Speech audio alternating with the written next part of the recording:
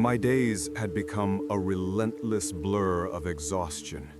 It wasn't just a simple tiredness, it was a profound, bone-deep weariness that clung to me like a damp shroud. Even if I'd gone to bed early, even if I thought I'd had a full 8 hours, I'd wake up feeling like I hadn't slept in days, as if my nights were spent running a marathon. Dragging myself out of bed for work felt like climbing a sheer, insurmountable mountain, a strange and persistent lethargy that was completely alien to my nature. I've always been a high-energy person, the kind who thrives on activity. A mere few hours of sleep and I was usually ready to conquer the world, brimming with vitality. Now the world felt like it was conquering me, slowly, inexorably, draining my very essence. I was utterly at a loss, desperate to understand what was happening to my body, to my mind. This wasn't just stress, this was something fundamentally wrong. After a barrage of medical tests, extensive blood work, terrifying sleep studies where I was hooked up to wires, neurological scans that probed my brain, even my bewildered doctor couldn't find anything wrong with me. He just looked at me with a sympathetic yet utterly perplexed expression, a silent admission of his own inability to explain my condition. Physically, you're perfect. Mentally, you seem fine. There's just nothing. It's inexplicable. The only recent significant change in my life was that my boyfriend, Julian, had moved in with me about 3 months prior. For the first time in my life, I was sharing a bed every single night.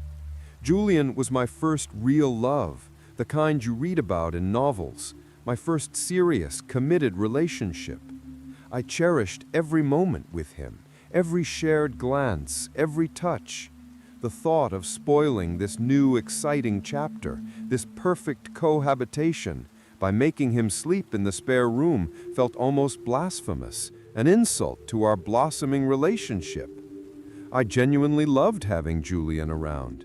He was attentive, almost doting, always making a fuss over me, anticipating my needs.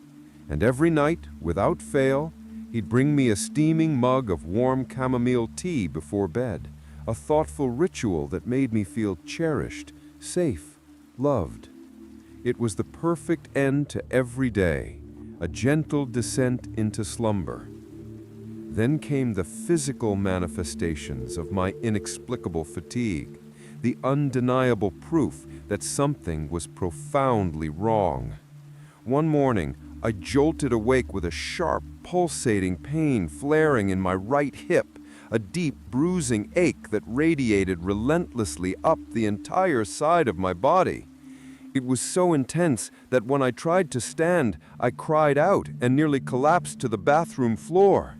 Panic, cold and raw, flared in my chest.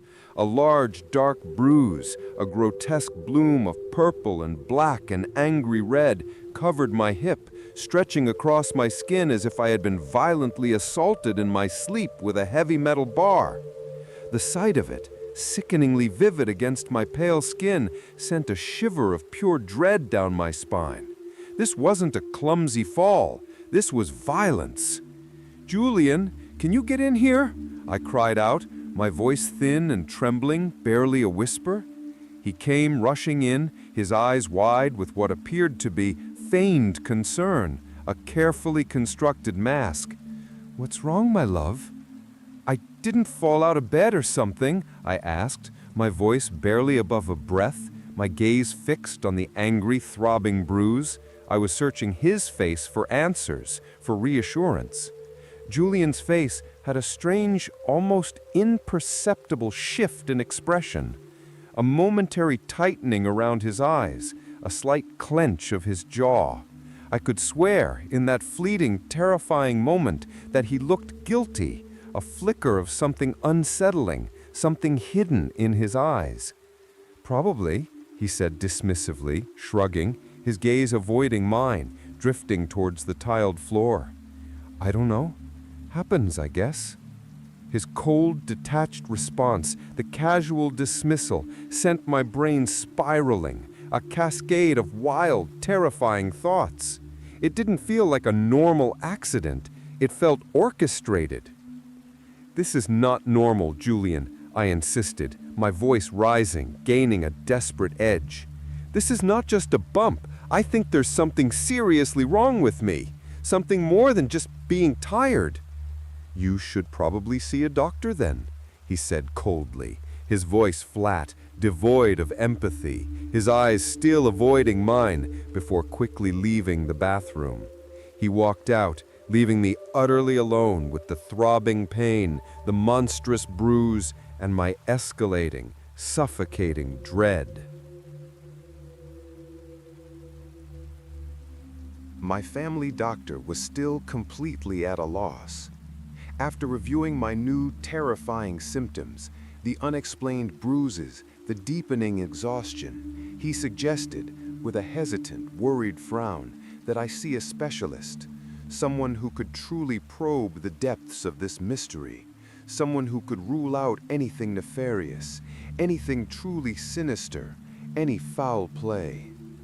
Julian remained unnervingly dismissive during the drive to the hospital, his easygoing facade unnerving, almost grotesque in its perfection. "I'm sure it's nothing, sweetheart," he'd murmur, patting my hand. "You're probably just stressed from work.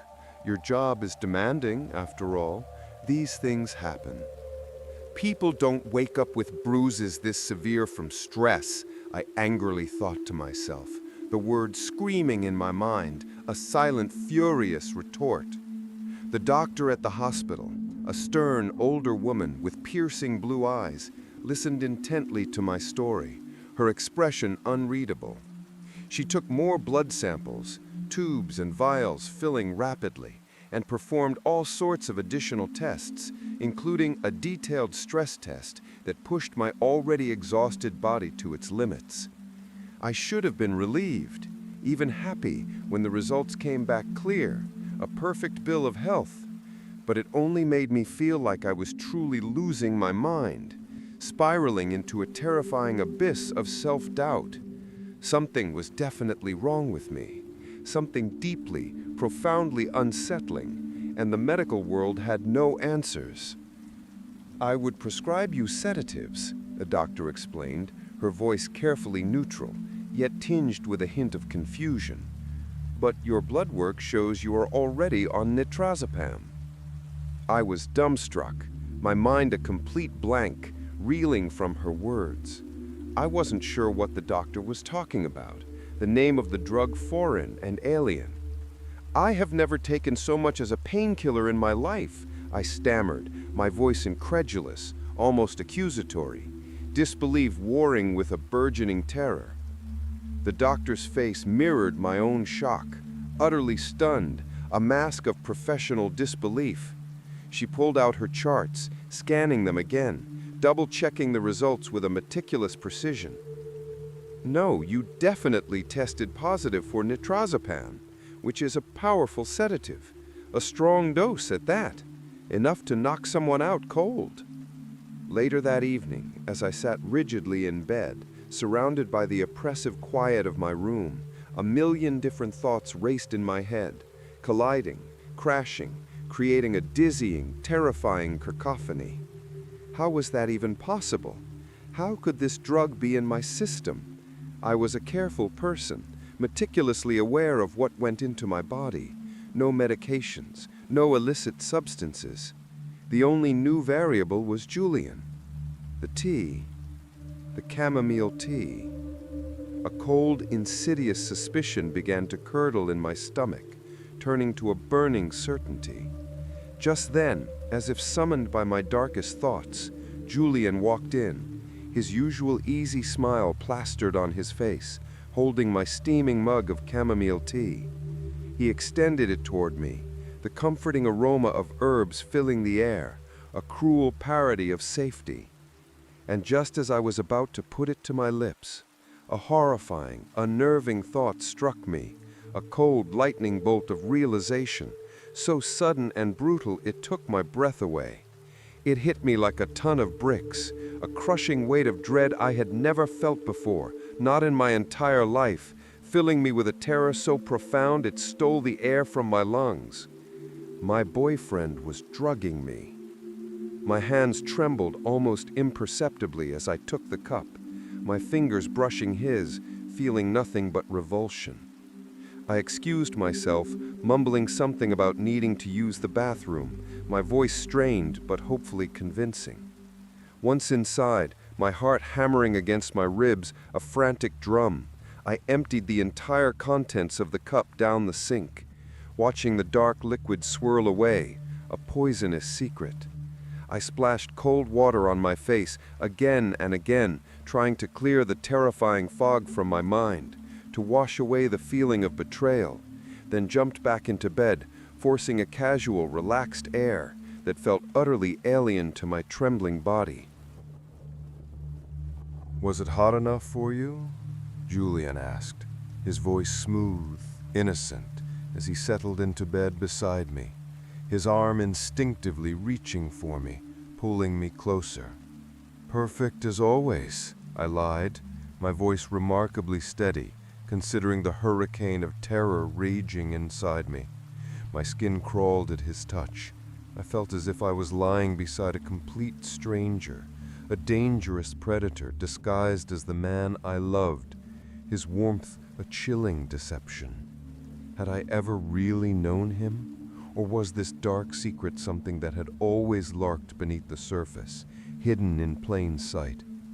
I lay there, rigid with fear, every muscle tense, terrified of what unimaginable things he might be doing to me while I slept, what horrors unfolded in the depths of my unconsciousness, what monstrous acts were committed upon my helpless form. I must have drifted off at some stage, succumbing to the residual effects of the nitrazepam I had ingested over days, perhaps even weeks, my body finally yielding to the invisible poison. When I woke up, the room was a complete, chaotic mess. My nightstand was overturned, a lamp lay shattered on the floor, its light bulb smashed, and furniture was askew, dragged across the room. Julian was nowhere to be seen, the space beside me cold and empty. My entire body ached, every muscle screaming in protest, a dull, pervasive throb that ran from my fingertips to my toes. It felt as if I had been in a brutal, violent fight, battered and bruised, though I couldn't remember a single blow. My skin felt raw, chafed in places, my joints stiff and burning. What the hell was he doing to me in my sleep? I thought, the desperate, terrifying question echoing in the silent, wrecked room. My resolve hardened, a cold, unyielding core. I had to go to the police, to expose this horror. But I knew, with a painful clarity, I needed evidence, undeniable proof. Otherwise, it was just my word against his, a frantic, unbelievable tale. And who would believe such a fantastic, nightmarish story from someone who thought they were being drugged by their boyfriend? That same day, fueled by a cold, desperate resolve that burned away my fear, I purchased a hidden camera, a tiny, discreet device no bigger than my thumb that could record in low light and was motion activated. I meticulously set it up in the bedroom, concealed behind a stack of books on a dusty shelf, pointing directly towards the mattress, capturing every inch of the mattress. My heart pounded with a terrifying mix of dread and anticipation. My breath held tight in my chest. Tonight, I would know the truth. The next morning, I woke up utterly exhausted. As usual, the familiar weight on my limbs. This, horrifyingly, meant Julian had indeed done something to me while I slept, but this time I had it on camera. My hands trembled almost violently as I opened my laptop, navigating to the camera's footage, my fingers fumbling on the trackpad. I braced myself. For the first couple of hours of sleep, nothing happened. My sleeping form lay still, peaceful, For a fleeting moment, a desperate hope flickered within me. Maybe I was imagining everything. Maybe it was just a strange, terrifying sleep disorder, a hallucination brought on by fatigue. Then the footage began to play, and my blood ran cold, turning to ice in my veins. I watched myself jolt from the bed, a sudden, unnatural spasm that looked like a puppet on strings. At first, I couldn't believe what I was seeing, what I was doing. It felt like I was watching a horror movie, a grotesque, impossible nightmare unfolding before my very eyes. A chilling spectacle as I watched my own body begin to crawl up the bedroom wall, slowly, deliberately, like some possessed demon, my limbs bending at unnatural angles, defying every law of gravity. I continued to crawl inch by agonizing inch onto the ceiling, my body suspended effortlessly above the bed, my head hanging down, looking down over Julian like I was a predatory arachnid, a monstrous spider, ready to pounce on him. Julian woke, and what was truly bizarre was his reaction. There was no shock, no fear, not even surprise. It was like he was completely prepared for what was happening, his face calm, almost bored. He seemed utterly unfazed. He simply reached under the bed, pulling out a long, sturdy wooden stick, almost like a broom handle, but heavier, denser. As my body, pounced from the ceiling above, falling with an unnerving predatory grace, he met my attack. I watched, horrified and detached, as he spent the next hour fighting me off, parrying my wild, inhuman lunges, dodging my strikes with practiced ease, his movements fluid and efficient. He was defending himself from me. I watched him subdue me on the bed, my own body twisting and thrashing against his controlled strength, a terrifying struggle against myself, before he pulled out a pair of metal handcuffs and methodically, efficiently cuffed me to the headboard, securing me in place. The footage ended there, the screen going black. I looked at the dark, raw marks on my wrists now, the painful chafing that had appeared on my skin morning after morning. They made terrifying, agonizing sense. The exhaustion, the inexplicable bruises, the pervasive pain. It was all real. It wasn't a nightmare. It was my life. As soon as Julian came home from work, his footsteps echoing through the silent house, I ran to him, throwing my arms around his neck, forcing a desperate, almost hysterical embrace. I had to know. The questions burned in my mind. "Why didn't you tell me what you were going through every night?" I whispered, my voice thick with unshed tears, my body trembling against his. Julian shrugged his shoulders, a casual, dismissive gesture that sent fresh shivers down my spine. His eyes held that familiar, unsettling blankness, a terrifying void of emotion. "I thought you knew, sweetheart," he said, his voice flat, emotionless, devoid of empathy, almost amused. "And usually the drugs I was giving you made things a little easier, made it so you wouldn't remember the fights, made you more docile, easier to handle." My stomach clenched, a cold, hard knot. "Why are you even still with me?" I managed to ask, the words barely audible, a desperate plea for understanding. He chuckled, a low, unnerving sound that vibrated through my chest. "My last girlfriend was a jealous psychopath," he said, his smile chilling, utterly devoid of warmth. "You're a walk in the park compared to her, much more manageable." His smile widened, and then he added, his voice dropping, his eyes fixing on mine with an unsettling intensity, a predatory gleam. Besides, I've grown quite fond of our little nighttime adventures, and I enjoy having a challenge.